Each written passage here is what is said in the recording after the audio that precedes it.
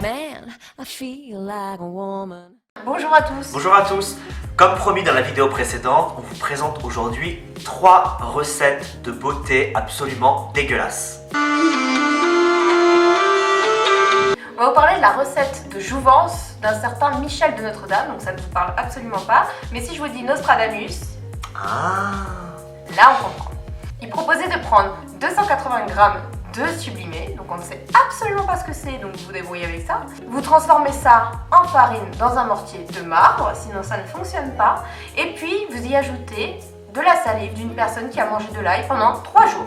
Alors pareil, il précise pas si le mec il doit manger de l'ail en permanence pendant 3 jours ou s'il faut juste en manger pendant 3 jours au repas.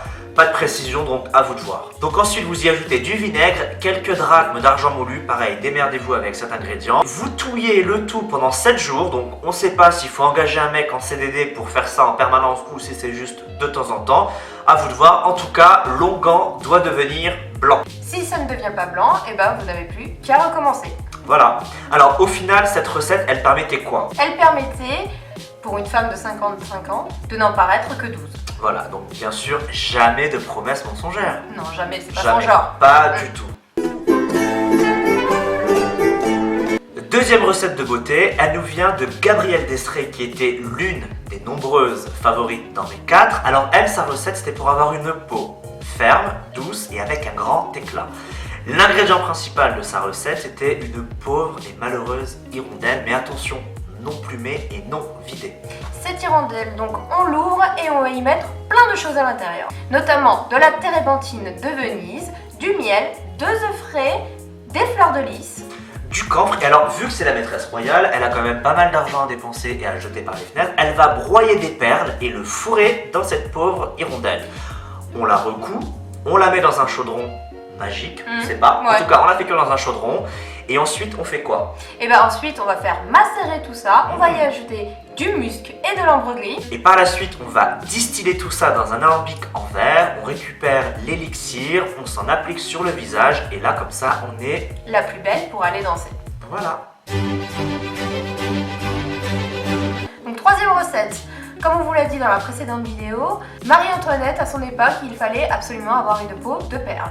Pour cela, elle a demandé à son parfumeur attitré Jean-Louis Fargeon de lui créer l'eau de pigeon. Alors, comme son nom l'indique, il faut des pigeons.